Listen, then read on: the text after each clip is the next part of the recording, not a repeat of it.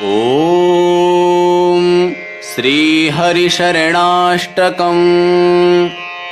ध्येयं वदन्ति शिवमेव हि केचिदन्ये शक्तिं गणेशमपरेतु दिवाकरं वै रूपैस्तुतैरपि विभाति यतस्त्वमेव तस्मात् त्वमेव शरणं मम दीनबन्धो नो सोदरो न जनको जननी न जाया नैवात्मजो न च कुलं विपुलं बलं वा सन्दृश्यते न किल कोऽपि सहायको मे तस्मात् त्वमेव शरणं मम दीनबन्धो नोपासिता मदमपास्य मया महान्तस्तेथानि चास्ति कधिया न हि सेवितानि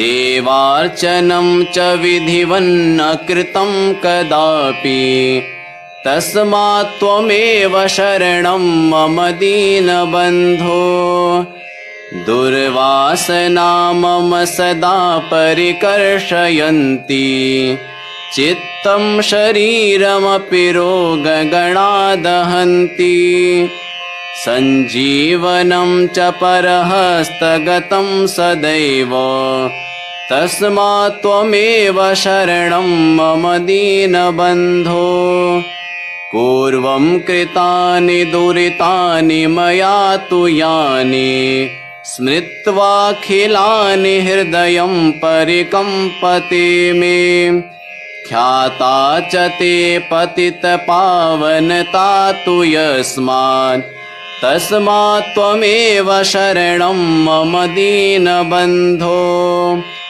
दुःखं जराजननजं विविधाश्च रोगाः काकश्वसूकरजनिर्निरये च पातः त्वद्विस्मृतेः फलमिदं विततं हि लोके तस्मात् त्वमेव शरणं मम दीनबन्धो नीचोऽपि पापवलितोऽपि विनिन्दितोऽपि ब्रूयात्तवाहमिति यस्तु किलैकवारं तं यच्छसि शनिजलोकमिति व्रतं ते तस्मात् त्वमेव शरणं मम दीनबन्धो वेदेषु धर्मवचनेषु तथागमेषु रामायणेऽपि च पुराणकदम्बके वा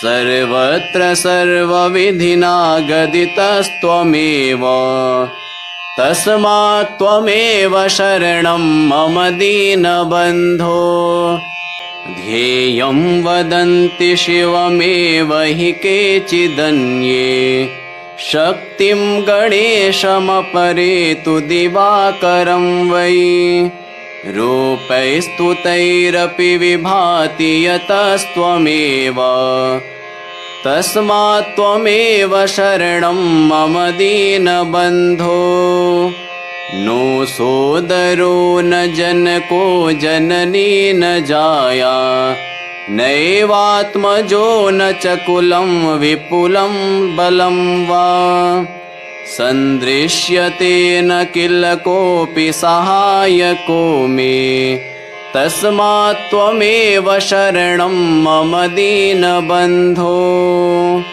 नोपासिता मदमपास्य मया महान्तस्तेथानि चास्ति कधिया न हि सेवितानि देवार्चनं च विधिवन्न कृतं कदापि तस्मात् त्वमेव शरणं मम दीनबन्धो दुर्वासना मम सदा परिकर्षयन्ति चित्तं शरीरमपि रोगगणा दहन्ति सञ्जीवनं च परहस्तगतं सदैव तस्मात् त्वमेव शरणं मम दीनबन्धो। पूर्वं कृतानि दुरितानि मया तु यानि स्मृत्वाखिलानि हृदयं परिकम्पते मे। ख्याता च ते पतितपावनता तु यस्मात् तस्मात् त्वमेव शरणं मम दीनबन्धो। दुःखं जराजननजं विविधाश्च रोगाः काकश्वसूकरजनिर्निरये च पातः। त्वद्विस्मृतेः फलमिदं विततं हि लोके तस्मात् त्वमेव शरणं मम दीनबन्धो। नीचोऽपि पापवलितोऽपि विनिन्दितोऽपि ब्रूयात्तवाहमिति यस्तु किलैकवारं तं यच्छसीश निजलोकमिति व्रतं ते तस्मात् त्वमेव शरणं मम दीनबन्धो। वेदेषु धर्मवचनेषु तथागमेषु रामायणेऽपि च पुराणकदम्बके वा सर्वत्र सर्वविधिना गदितस्त्वमेव तस्मात् त्वमेव शरणं मम दीनबन्धो।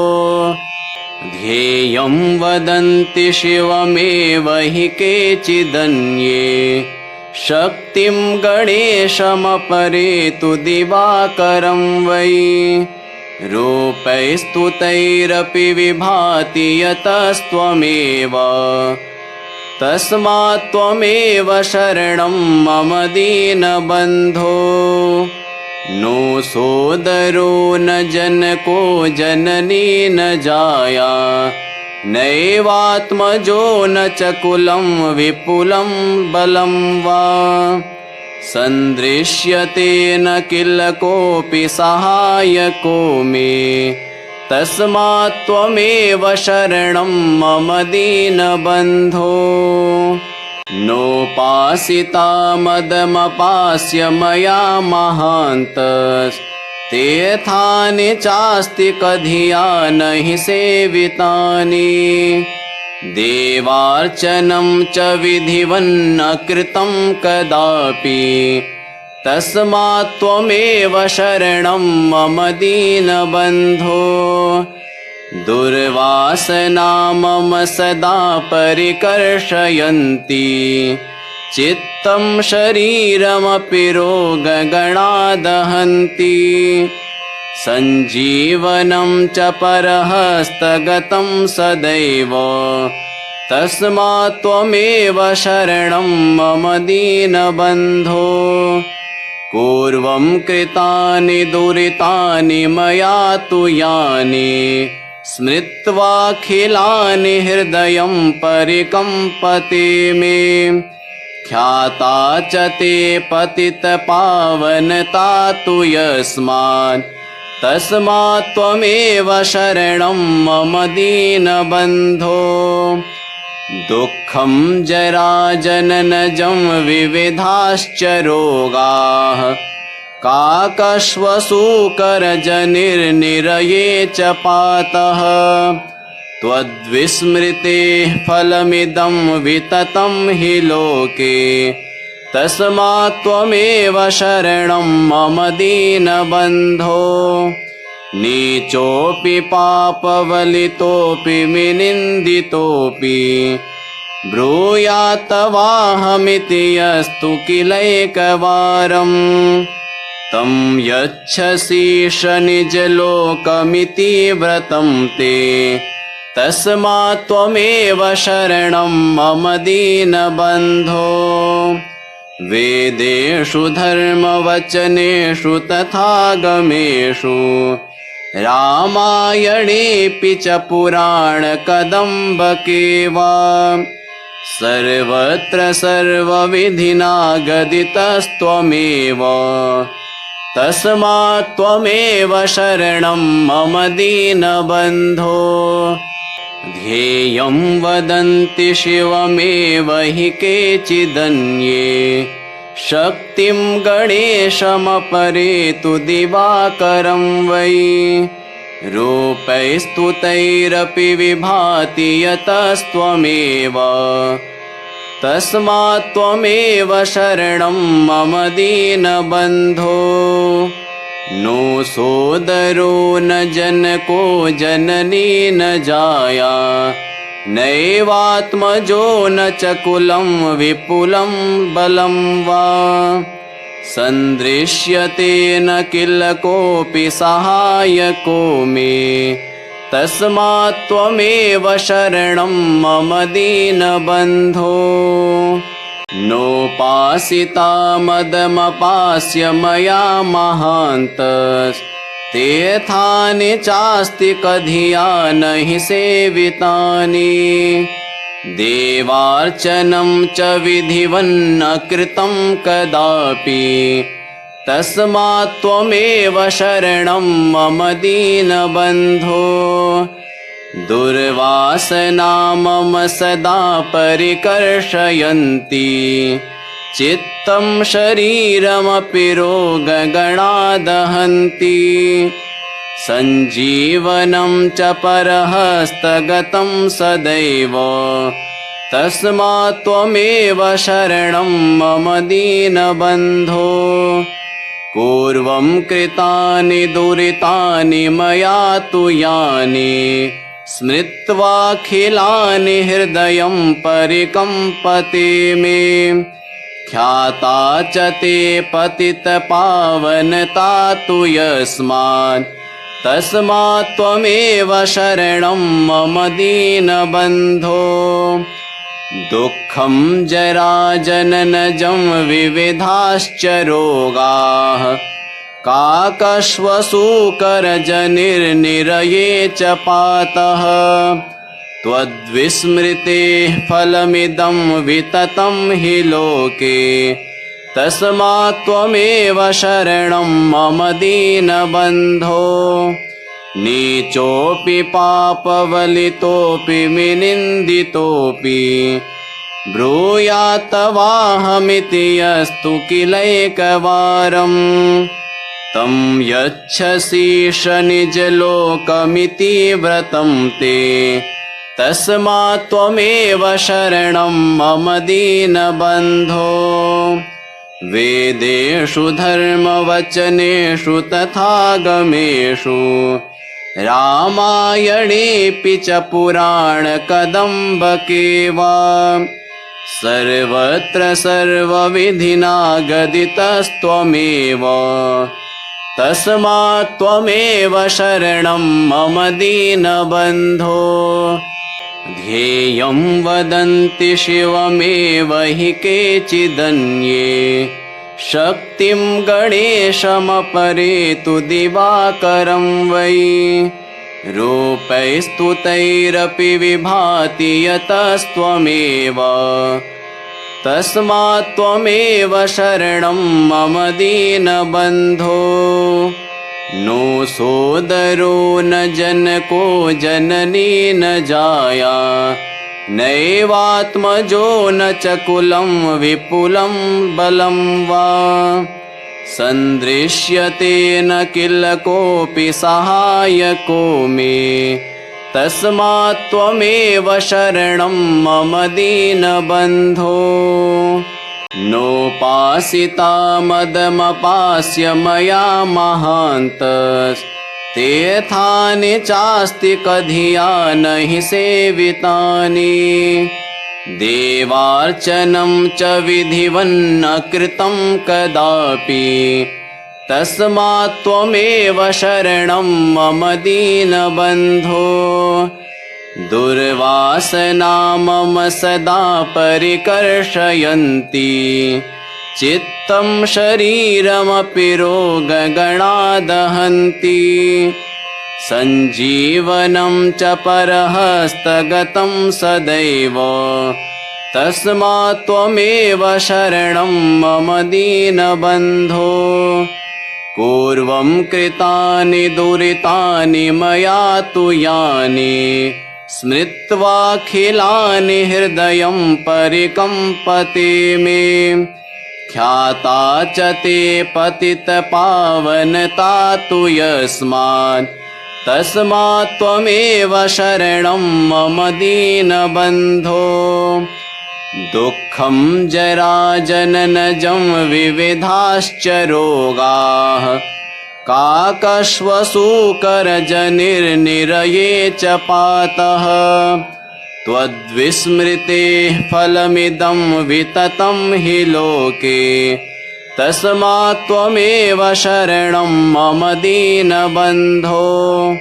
नीचोऽपि पापवलितोऽपि विनिन्दितोऽपि ब्रूयात्तवाहमिति यस्तु किलैकवारम्। तं यच्छसीष निजलोकमिति व्रतं ते तस्मात् त्वमेव शरणं मम दीनबन्धो। वेदेषु धर्मवचनेषु तथागमेषु रामायणेऽपि च पुराणकदम्बके वा सर्वत्र सर्वविधिना गदितस्त्वमेव तस्मात् त्वमेव शरणं मम दीनबन्धो। ध्येयं वदन्ति शिवमेव हि केचिदन्ये शक्तिं गणेशमपरे तु दिवाकरं वै। रूपैस्तुतैरपि विभाति यतस्त्वमेव तस्मात् त्वमेव शरणं मम दीनबन्धो। नो सोदरो न जनको जननी न जाया नैवात्मजो न च कुलं विपुलं बलं वा। सन्दृश्यते न किल कोऽपि सहायको मे तस्मात् त्वमेव शरणं मम दीनबन्धो। नोपासिता मदमपास्य मया महान्तस्तेऽर्थानि चास्ति कधिया न हि सेवितानि। देवार्चनं च विधिवन्न कृतं कदापि तस्मात् त्वमेव शरणं मम दीनबन्धो। दुर्वासना मम सदा परिकर्षयन्ति चित्तं शरीरमपि रोगगणा दहन्ति। सञ्जीवनं च परहस्तगतं सदैव तस्मात् त्वमेव शरणं मम दीनबन्धो। पूर्वं कृतानि दुरितानि मया तु यानि स्मृत्वाखिलानि हृदयं परिकम्पते मे। ख्याता च ते पतितपावनता तु यस्मात् तस्मात् त्वमेव शरणं मम दीनबन्धो। दुःखं जराजननजं विविधाश्च रोगाः काकश्वसूकरजनिर्निरये च पातः। त्वद्विस्मृतेः फलमिदं विततं हि लोके तस्मात् त्वमेव शरणं मम दीनबन्धो। नीचोऽपि पापवलितोऽपि विनिन्दितोऽपि ब्रूयात्तवाहमिति यस्तु किलैकवारम्। तं यच्छसीष निजलोकमिति व्रतं ते तस्मात् त्वमेव शरणं मम दीनबन्धो। वेदेषु धर्मवचनेषु तथागमेषु रामायणेऽपि च पुराणकदम्बके वा सर्वत्र सर्वविधिना गदितस्त्वमेव तस्मात् त्वमेव शरणं मम दीनबन्धो। ध्येयं वदन्ति शिवमेव हि केचिदन्ये शक्तिं गणेशमपरे तु दिवाकरं वै।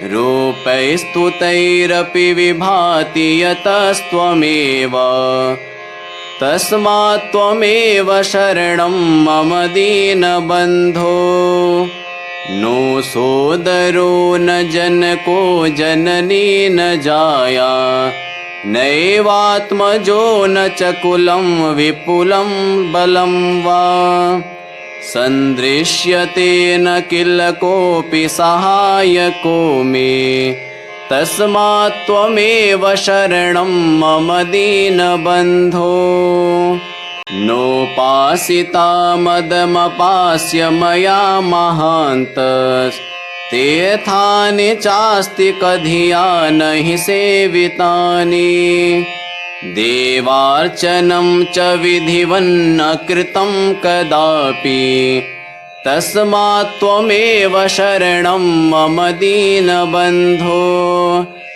दुर्वासना मम सदा परिकर्षयन्ति चित्तं शरीरमपि रोगगणा दहन्ति सञ्जीवनं च परहस्तगतं सदैव तस्मात् त्वमेव शरणं मम दीनबन्धो पूर्वं कृतानि दुरितानि मया तु यानि स्मृत्वाखिलानि हृदयं परिकम्पते मे ख्याता च ते पतितपावनता तु यस्मात् तस्मात् त्वमेव शरणं मम दीनबन्धो दुःखं जराजननजं विविधाश्च रोगाः काकश्वसूकरजनिर्निरये च पातः त्वद्विस्मृतेः फलमिदं विततं हि लोके तस्मात् त्वमेव शरणं मम दीनबन्धो नीचोऽपि पापवलितोऽपि विनिन्दितोऽपि ब्रूयात्तवाहमिति यस्तु किलैकवारं तं यच्छसीष निजलोकमिति व्रतं ते तस्मात् त्वमेव शरणं मम दीनबन्धो वेदेषु धर्मवचनेषु तथागमेषु रामायणेऽपि च पुराणकदम्बके वा सर्वत्र सर्वविधिना गदितस्त्वमेव तस्मात् त्वमेव शरणं मम दीनबन्धो